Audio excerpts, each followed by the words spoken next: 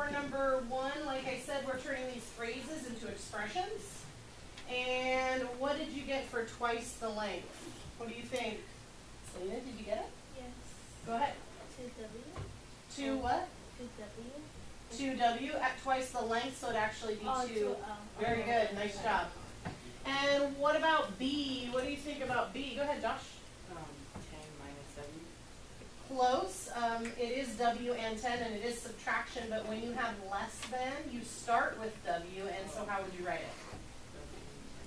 Exactly right, nice job. Alright. So number 2, we have to solve for x. We have 3x squared minus 5x equals 2. Remember, when solving for x in quadratics using factoring, we actually have to have a 0 on one side. So what would I do first in order to make that happen? What do you think? Go ahead, Juan. Very good. We're not going to combine these together, but we are going to subtract the 2 and move it to the other side. And what would I do after that? What do you think, Elizabeth?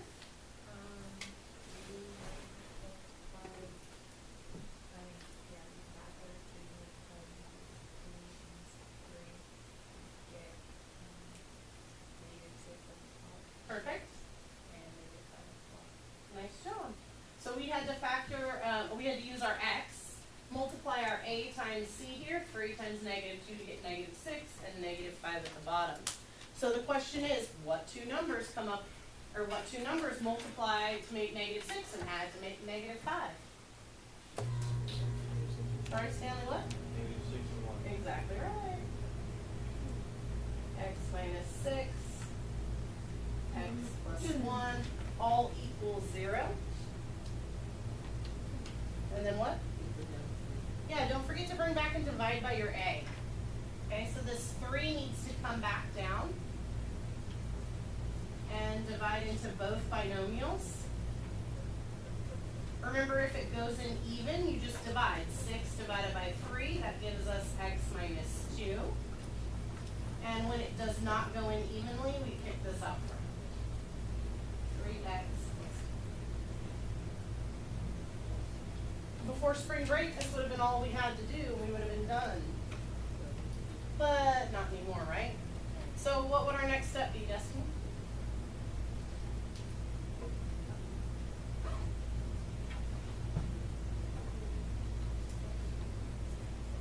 Exactly right. We use our zero product property and we set them equal to 0. You're funny. Okay. No. Okay, so what, did you get an answer after this part? What do you think? Julia, did you get an answer? Yeah, I got x equals 2. Perfect. Whoa. 2 and -1/3. Okay? Now remember, that means that if you plugged in either one of these values for the x's, that it would make the whole thing statement true because there's a 0 at the other side. Any questions on the warm-up?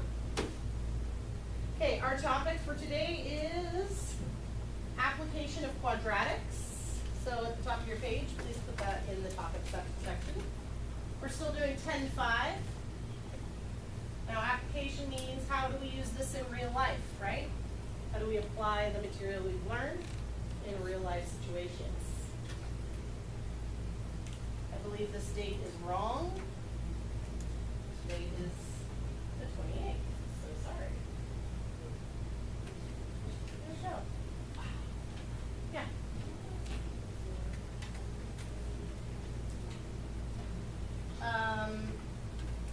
Well, we don't use equals 0 when we're doing solving using square rooting both sides. We always want a 0 on that side, so we can use the zero product property. Okay?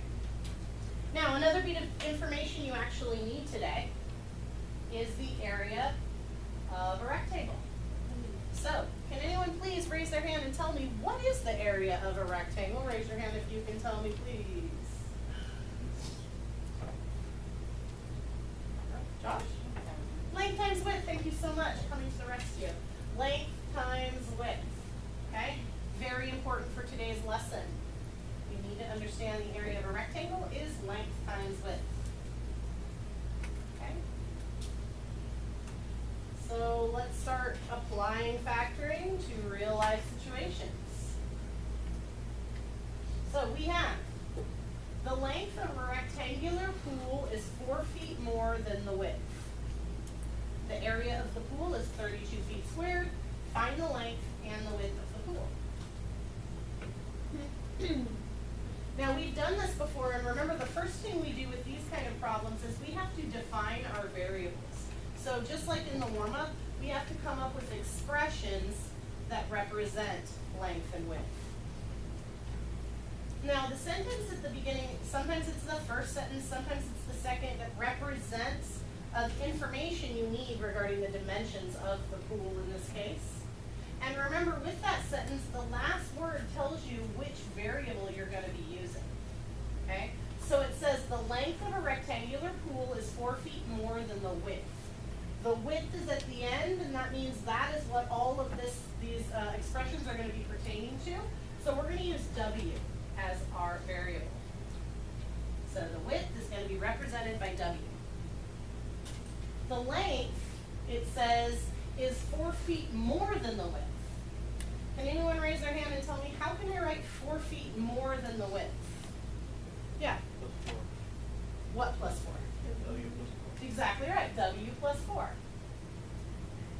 Okay? Now, I'm sorry, I know you don't have the rectangle on your paper, so please just sketch a rectangle on there. So now we need to write the expression on the diagram. So our length is W plus 4, and our width is just W. Didn't we do this already? We actually did this with perimeter. So what we did was we labeled all 4 sides, and then we added all of them around the outside, remember, and we had a perimeter. But this time we are working with quadratics, so we're going to be doing multiplication instead of that. Okay? So like we just talked about, right, we're doing length times width. So we want to multiply these two expressions together. We want to do W times W plus 4 equals the area is given in the problem. In this case, it is 32. So this is our equation. As part of your problem here, you have to write an equation in order to solve it. So we have our width times our length, which gives us the area of 32 feet squared. Now, if I were to start solving this problem, I want to solve for W. What do I need to do to get all of this combined together? Distributive, exactly right. So we're going to go ahead and distribute that W out to both terms on the inside of the parentheses. W times W is W squared. W times 4 is 4W. And that equals 32. Now this is a form you guys should recognize from yesterday's guided practice. These are the kind of problems that we were practicing. Does anyone remember what we would do first in this case? Yeah. Exactly right. Subtract 32 on both sides in order to get a 0 on one side, so we can use our zero product property. Now I have W squared plus 4W minus 32 equals 0. I'd like you guys to go ahead and start factoring this part on your own, because this is the same stuff we're doing. Technically, the only new information we're learning today is how to create the expressions from phrases and set up the equation. The rest of this is all stuff we've done over the last 3 days.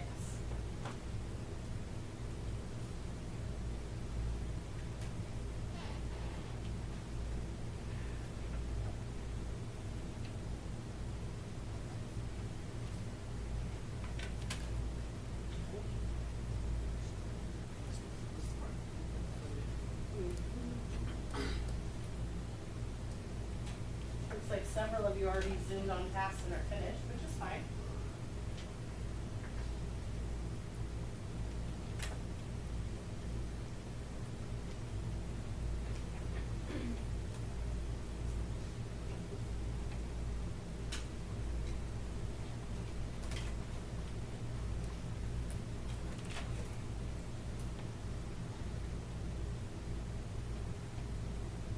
So we end up with, we need two numbers that multiply to make negative 32 and add to make positive 4.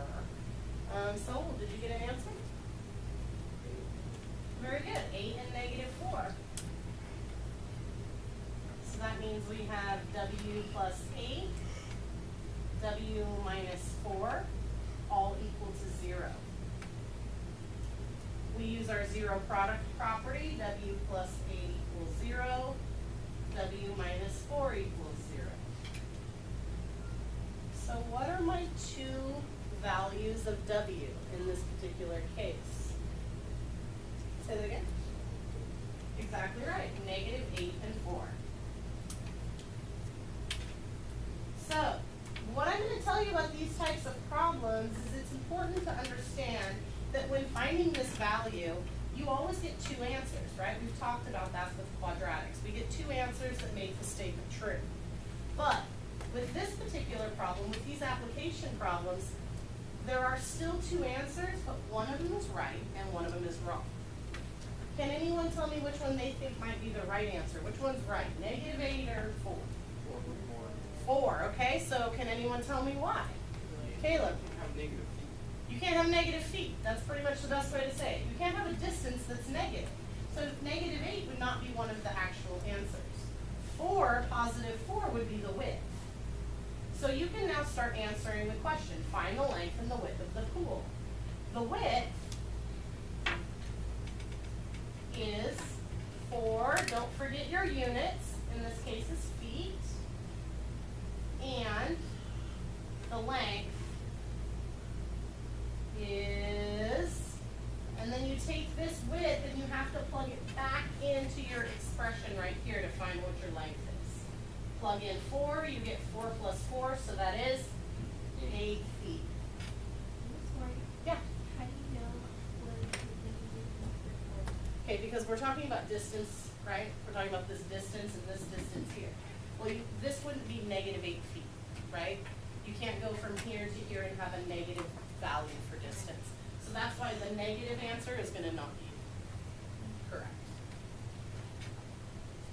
All right, any other questions on this before we do our next example? All right, let's do it. So for this one, I'm going to change colors. The width of a rectangle is 5 centimeters less than the length. The area of the rectangle is 84 centimeters squared. Find the dimensions of the rectangle. And remember, the first thing we should be doing is defining your variables, figuring out what variable are we going to use L, or are we going to use W, and what expressions we need to come up with from these phrases. So again, it says the width of a rectangle is 5 centimeters less than the length. So what variable are we going to use for this problem? Length, L for length. Okay? So that means I'm going to have L for length right there. And I need for width to represent 5 centimeters less than that. How can I represent 5 centimeters less? Joaquin, what do you think? Exactly right. Nice job. So length and L minus 5.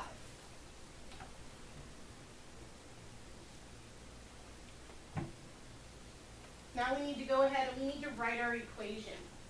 Okay? Multiply these two together because we're talking about area, length times width. So L times L minus 5 equals this area they gave us, which is 84.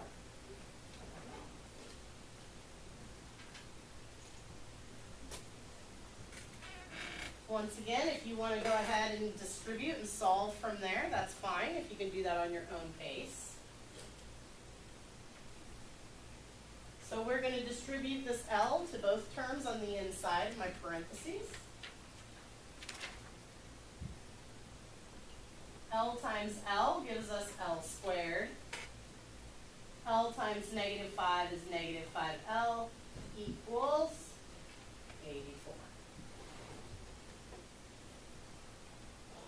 Get your 0 on the one side of your equal sign.